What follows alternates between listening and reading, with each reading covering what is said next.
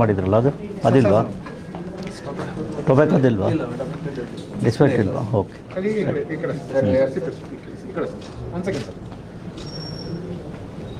ಇದೆಲ್ಲ ಏನಿದೆ ಸರ್? ಈ ಸಿಗರೇಟ್ ಸರ್, ಇದು ಹೈಡ್ರೋಗಾಂಜಾ ಸರ್.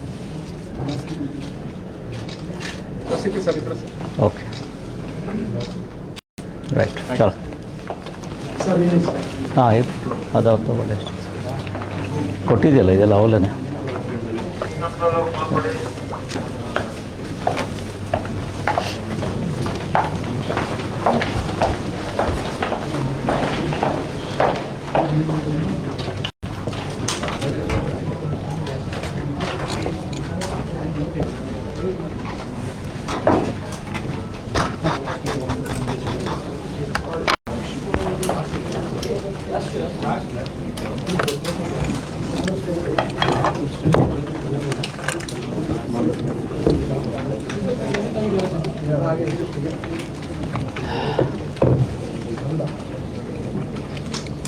ರೆಡಿನಾ?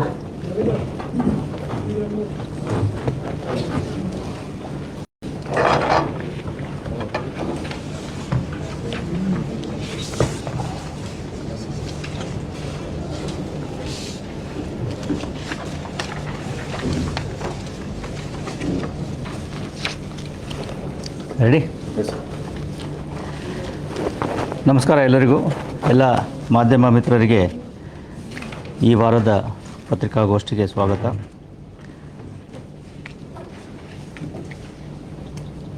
ನಮಗೆಲ್ಲ ಗೊತ್ತಿರೋ ಹಾಗೆ ಪ್ರತಿ ವರ್ಷ ಮೇ 31ರಂದು ವಿಶ್ವ ತಂಬಾಕು ರಹಿತ ದಿನ ಅಂಥೇಳಿ ಆಚರಿಸಲಾಗ್ತದೆ.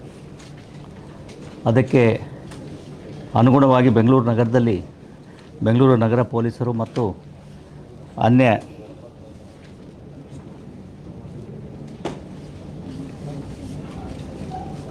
ಇಲಾಖೆಗಳು ಮತ್ತು ಸಂಘ ಸಂಸ್ಥೆಗಳೊಂದಿಗೆ ನಾವು ಆವತ್ತಿನ ದಿವಸ ಬೆಂಗಳೂರು ನಗರದಲ್ಲಿ ಬೇರೆ ಬೇರೆ ರೀತಿಯ ಅರ್ಥಪೂರ್ಣ ಮತ್ತು ಪರಿಣಾಮಕಾರಿ ಯೋಜನೆಗಳನ್ನು, ಅಭಿಯಾನಗಳನ್ನು ಆಯೋಜಿಸಿದ್ವಿ. ಅದು ಕೇವಲ 31ರಂದು ಮಾತ್ರ ಅಲ್ಲ, ಕಳೆದ ವಾರ ಮತ್ತು ನಿನ್ನೆವರೆಗೆ ಅಂದರೆ 2ನೇ ತಾರೀಕು ಜೂನ್ವರೆಗೆ ಅದನ್ನು ವಿಸ್ತರಿಸಲಾಗಿತ್ತು.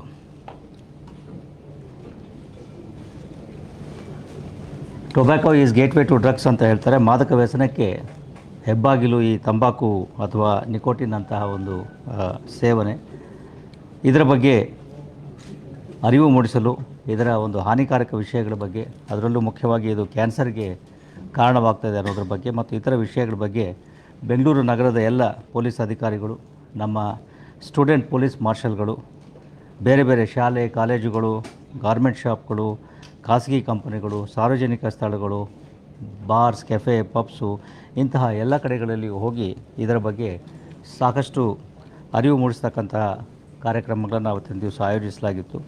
ಒಟ್ಟು 5667 ಪೊಲೀಸ್ ಅಧಿಕಾರಿ ಮತ್ತು ಸಿಬ್ಬಂದಿಗಳು, 6448 ಸಾರ್ವಜನಿಕರು ಅಂದರೆ ಈ ನಮ್ಮ ಪೊಲೀಸ್ ಮಾರ್ಷಲ್ಗಳು ಮತ್ತು ಇತರ ಸಂಘ ಸಂಸ್ಥೆಗಳ ಪದಾಧಿಕಾರಿಗಳು ಮತ್ತು ಸದಸ್ಯರುಗಳು ವಿಶ್ವ ತಂಬಾಕು ರಹಿತ ದಿನಾಚರಣೆಯಲ್ಲಿ ಭಾಗವಹಿಸಿ ಅದರಲ್ಲಿ ಪ್ರತಿಜ್ಞಾವಿಧಿಯನ್ನು ಕೂಡ ತೆಗೆದುಕೊಂಡಿರ್ತಾರೆ.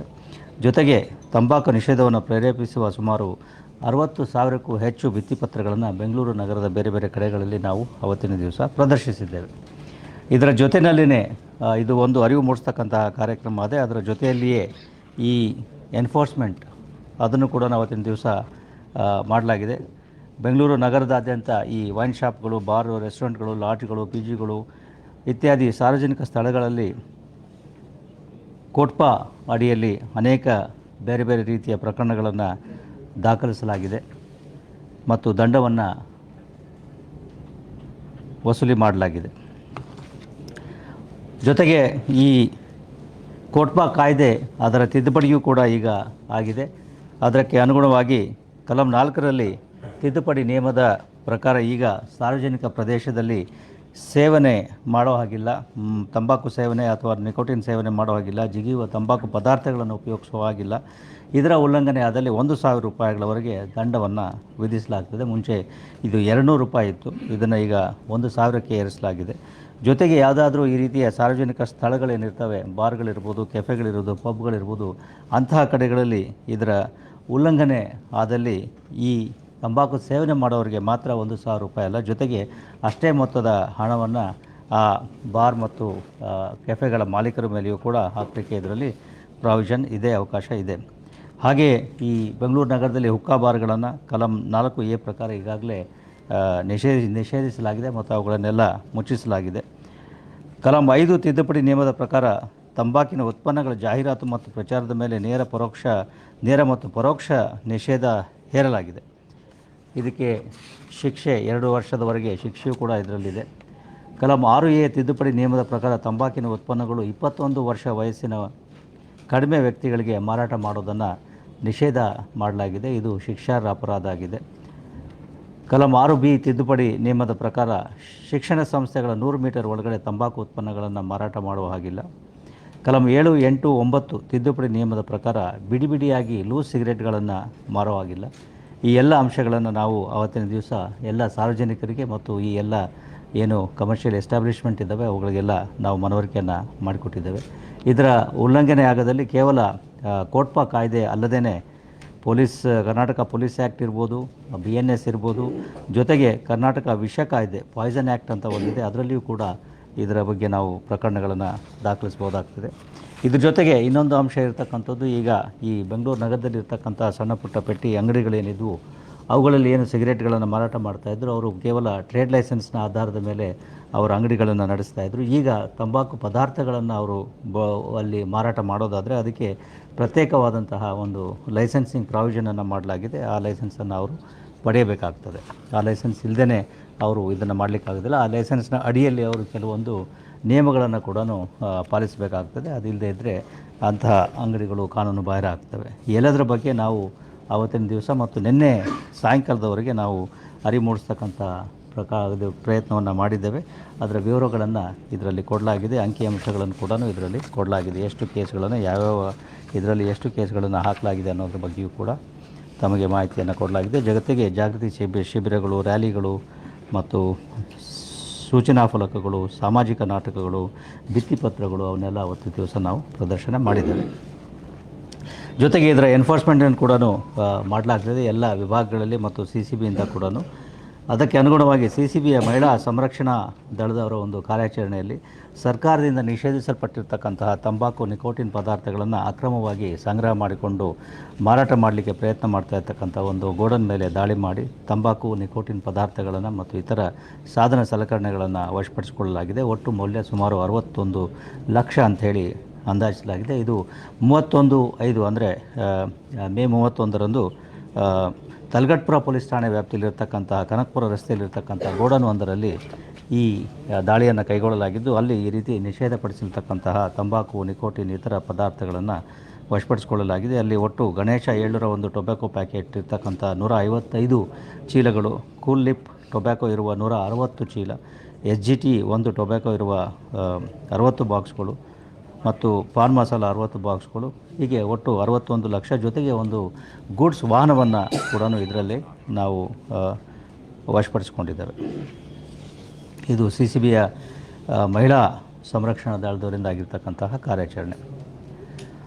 ಅದೇ ರೀತಿ ನಿಷೇಧಿತ ಸಿಗರೇಟ್, ಹುಕ್ಕಾ ಫ್ಲೇವರ್, ಫಾರಿನ್ ಸಿಗರೇಟ್ ಮಾರಾಟ ಮಾಡ್ತಕ್ಕಂತಹ ಓರ್ವ ವ್ಯಕ್ತಿಯನ್ನು ಬಂಧಿಸಲಾಗಿದೆ. ಇದು ಬಾಣಸ್ವಾಡಿ ಪೊಲೀಸ್ ಠಾಣಾ ವ್ಯಾಪ್ತಿಯಲ್ಲಿ. ಇದು ಕೂಡ ಇದನ್ನು ಮಾದಕ ದ್ರವ್ಯ ನಿಗ್ರಹ ದಳದ ಅಧಿಕಾರಿ ಮತ್ತು ಸಿಬ್ಬಂದಿಗಳು ಕೈಗೊಂಡಿರ್ತಕ್ಕಂಥದ್ದು. ಇಲ್ಲಿ 201 ಸಿಗರೇಟ್, 297 ಹುಕ್ಕಾ ಫ್ಲೇವರ್, 6 ವಿದೇಶಿ ಸಿಗರೇಟ್ಗಳನ್ನು ವಶಪಡಿಸಿಕೊಳ್ಳಲಾಗಿದೆ. ಒಟ್ಟು ಮೌಲ್ಯ ಸುಮಾರು ₹70,000.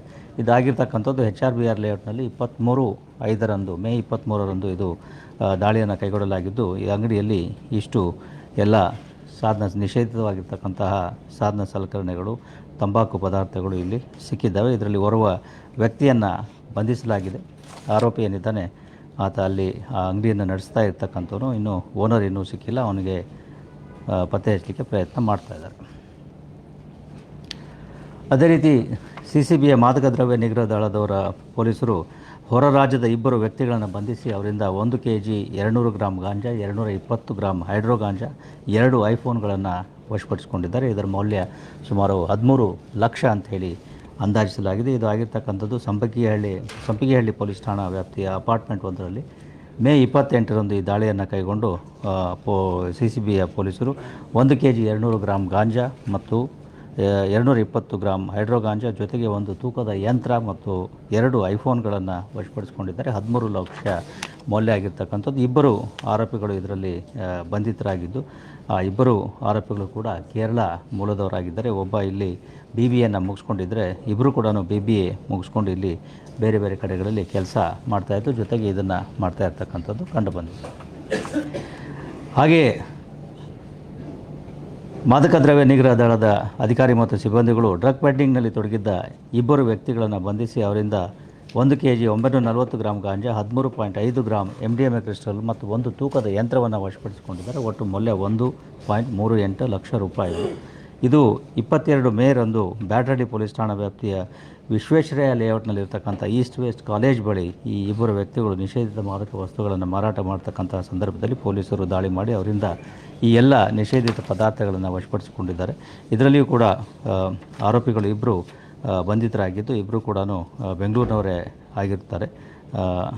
ಅವರು ಈಗ ನಾಳೆ ಕೇಸ್ಗಳು ಯಾವುದೂ ಇಲ್ಲ, ಬಟ್ ಅವರನ್ನು ಈಗ ಪೊಲೀಸರು ಬಂಧಿಸಿ ಅವರಿಂದ ಈ ಎಲ್ಲ ವಸ್ತುಗಳನ್ನು ವಶಪಡಿಸಿಕೊಂಡಿದ್ದಾರೆ. ಸೊ ಇಷ್ಟು ಇವತ್ತಿನ ಮಾಧ್ಯಮ ಗೋಷ್ಠಿಯ ವಿಷಯಗಳು. ಪ್ರಮುಖವಾಗಿ ಈ ನಮ್ಮ ತಂಬಾಕು ರಹಿತ ದಿನಾಚರಣೆ ಇದೆ, ಅದನ್ನು ಅರ್ಥಪೂರ್ಣವಾಗಿ ಆಚರಿಸ್ತಕ್ಕಂಥದ್ದು. ಜೊತೆಗೆ ಅದರ ಕಾನೂನಿನ ಎಲ್ಲ ರೂಪುರೇಷೆಗಳೇನಿದ್ದಾವೆ ಅವುಗಳು ಬೆಂಗಳೂರು ನಗರದಲ್ಲಿ ಅನುಷ್ಠಾನ ಮಾಡಲಿಕ್ಕೆ ನಾವು ಬೆಂಗಳೂರು ನಗರದ ಎಲ್ಲ ಪೊಲೀಸ್ ಅಧಿಕಾರಿ ಮತ್ತು ಸಿಬ್ಬಂದಿಗಳಿಗೆ ಸೂಚಿಸಿದ್ದೇವೆ. ಬರುವ ದಿವಸಗಳಲ್ಲಿಯೂ ಕೂಡ ಈ ವಿಷಯದ ಬಗ್ಗೆ ನಮ್ಮ ಅಧಿಕಾರಿ ಸಿಬ್ಬಂದಿಗಳು ಹದ್ದಿನ ಕಣ್ಣನ್ನು ಇಟ್ಟು ಪ್ರಕರಣಗಳನ್ನು ದಾಖಲಿಸ್ತಾರೆ ಮತ್ತು ಆ ರೀತಿ ಅನಧಿಕೃತವಾಗಿ ನಡೀತಕ್ಕಂಥ ಚಟುವಟಿಕೆಗಳನ್ನು ನಿಗ್ರಹಿಸ್ತಾರೆ.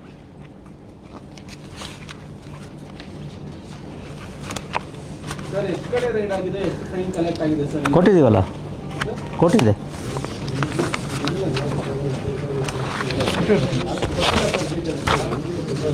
ಎರಡನೇ ಪೇಜ್ನಲ್ಲಿ ಬೆಂಗಳೂರು ನಗರದಾದ್ಯಂತ ವಿಶೇಷ ಕಾರ್ಯಾಚರಣೆ ಮಾಡಿ ಕಲಂ 4ರ ಅಡಿಯಲ್ಲಿ 11,324 ಪ್ರಕರಣಗಳನ್ನು ದಾಖಲಿಸಲಾಗಿದೆ. ಒಟ್ಟು 20 ಲಕ್ಷ ದಂಡ ವಸೂಲಿ ಮಾಡಲಾಗಿದೆ. ಕಲಂ 6A ಪ್ರಕಾರ 135 ಪ್ರಕರಣ ದಾಖಲಿಸಲಾಗಿದೆ. 22,800 ದಂಡ ವಸೂಲಿಯಾಗಿದೆ. 6B ಪ್ರಕಾರ 48 ಪ್ರಕರಣಗಳು, ಅದರಲ್ಲಿ 5,000 ದಂಡ ವಸೂಲಿ, 11,507 ಪ್ರಕರಣಗಳು. ಈ ರೀತಿ ಬೇರೆ ಬೇರೆ ಇದಾಗಿದೆ. ಇನ್ನೂ ಬ್ರೇಕಪ್ ಬೇಕಾದರೆ ಅದು ಕೂಡ ಇದೆ, ಯಾವ್ಯಾವ ವಿಭಾಗದಲ್ಲಿ ಎಷ್ಟೆಷ್ಟು ಮಾಡಿದರೆ ಅಂತ. ಅದೆಲ್ಲ ಹೋಯ್ತಪ್ಪ ವೇಣುಗೋಪಾಲ್, ಅದೆಲ್ಲ ಹೋಯ್ತು, ಕೊಡಲೇ ಇಲ್ವಲ್ಲ.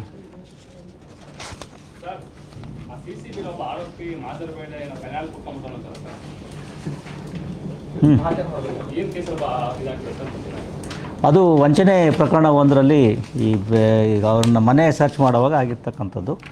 ಅದ್ರ ಬಗ್ಗೆ ಬಿಡದಿಯಲ್ಲಿ ಆತನ ಮೇಲೆ ಪ್ರಕರಣವನ್ನು ಕೂಡ ದಾಖಲಿಸಲಾಗಿದೆ. Out of range division wise ಬೇಕಾದರೆ ಅದು ಕೂಡ ಕೊಡಲಾಗಿದೆ.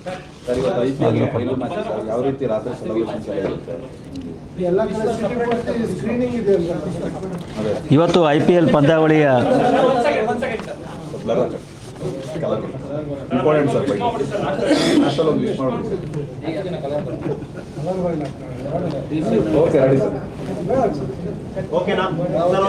ಇವತ್ತು ಈ ವರ್ಷದ IPL ಪಂದ್ಯಾವಳಿಯ ಫೈನಲ್ ಮ್ಯಾಚ್ ನಡೆಯಲಿದೆ ಗುಜರಾತ್ನ ಅಹಮದಾಬಾದ್ನಲ್ಲಿ. RCB ಮತ್ತು ಪಂಜಾಬ್ 11 ತಂಡಗಳು ಇದರಲ್ಲಿ ಭಾಗವಹಿಸ್ತಾ ಇದ್ದಾವೆ. ಅದಕ್ಕೆ ಪೂರಕವಾಗಿ ಬೆಂಗಳೂರು ನಗರದಲ್ಲಿ ಬೇರೆ ಬೇರೆ ಕಡೆಗಳಲ್ಲಿ ಇದರ ಒಂದು ಪ್ರದರ್ಶನವನ್ನು ಆಯೋಜನೆ ಮಾಡಲಾಗಿದೆ. ಸಾರ್ವಜನಿಕ ಸ್ಥಳಗಳಲ್ಲಿ ಮತ್ತು ಇತರ ಕಡೆಗಳಲ್ಲಿ ಒಂದು ಮನೆಗಳಲ್ಲಿ ಕೂಡ ಎಲ್ಲರೂ ಕೂಡ ಇದನ್ನು ಇವತ್ತು ನೋಡ್ಬೋದು. ಹೀಗಾಗಿ ಬೆಂಗಳೂರು ನಗರ ಪೊಲೀಸರು ಈ ಸಂದರ್ಭದಲ್ಲಿ ನಗರದಾದ್ಯಂತ ಕಟ್ಟೆಚ್ಚರವನ್ನು ವಹಿಸ್ತಾರೆ ಮತ್ತು ಯಾವುದೇ ರೀತಿಯ ಅಹಿತಕರ ಘಟನೆಗಳು ಆಗದ ರೀತಿಯಲ್ಲಿ ಅವರು ನೋಡಿಕೊಳ್ಳಿಕ್ಕೆ ಈಗಾಗಲೇ ಸೂಚನೆಗಳನ್ನು ಕೊಡಲಾಗಿದೆ. ಜೊತೆಗೆ ಅವಶ್ಯ ಅಧಿಕಾರಿ ಮತ್ತು ಸಿಬ್ಬಂದಿಗಳನ್ನು ಇದಕ್ಕೆ ನಿಯೋಜಿಸಲಾಗಿದೆ. ಪ್ರಮುಖವಾಗಿ ಆಗಬೇಕಾಗಿರ್ತಕ್ಕಂಥದ್ದು ಈ ಒಂದು IPL ಪಂದ್ಯಾವಳಿ ಅಥವಾ ಅದಾದ ನಂತರದ ಸಂಭ್ರಮಾಚರಣೆಯ ಸಂದರ್ಭದಲ್ಲಿ ಯಾವುದೇ ಕಾನೂನುಗಳ ಉಲ್ಲಂಘನೆ ಆಗದ ರೀತಿಯಲ್ಲಿ ಜೊತೆಗೆ ಈ ಸಂಭ್ರಮಾಚರಣೆಗಳು ಕಾನೂನಿನ ಚೌಕಟ್ಟಿನಲ್ಲಿ ಇರಬೇಕು ಹಾಗೂ ಇತರರಿಗೆ ಯಾವುದೇ ರೀತಿಯಾದಂತಹ ಅನಾನುಕೂಲತೆ ತೊಂದರೆ ಆಗದ ರೀತಿಯಲ್ಲಿ ಮಾಡಲಿಕ್ಕೆ ನಾವು ಎಲ್ಲ ಅಧಿಕಾರಿಗಳಿಗೆ ಸೂಚನೆಗಳನ್ನು ಕೊಟ್ಟಿದ್ದೇವೆ. ಅದ್ರ ಬಗ್ಗೆ ಏನು ಹದ್ದಿನ ಕಣ್ಣು ಇರ್ತಕ್ಕಂಥದ್ದಿದೆ ಅದನ್ನು ನಮ್ಮ CCB ಅವರು ಹಾಗೂ ಸ್ಥಳೀಯ ಪೊಲೀಸರು ಮಾಡ್ತಾರೆ. Okay, thank you.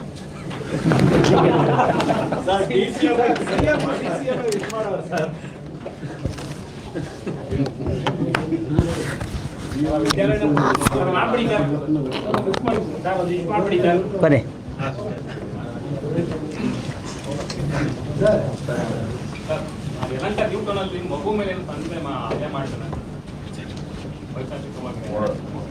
ಮಗು ಮೇಲೆ ಮಗು ಮೇಲೆ ನೋಡಿ ಹೇಳ್ತಾರೆ. ಯಲಂಕದಲ್ಲ, ಯಾವಾಗ ಆಗಿರೋದು?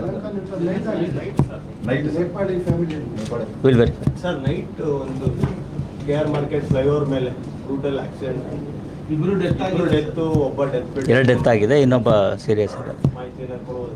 ಹೆಚ್ಚಿನ ಮಾಹಿತಿ ಇಲ್ಲ, ಇವ್ರ ಹತ್ರ ತೊಗೊಳ್ಳಿ. ಬೆಳಗ್ಗೆ ಹೇಳಿದ್ದಾರೆ ರಾತ್ರಿ ಆಗಿದೆ ಅಂತೇಳಿ.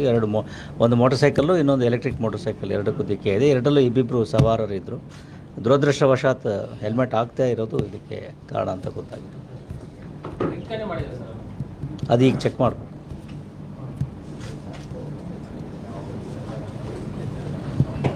Okay, next ಯಾರಾದ್ದೀರಾ?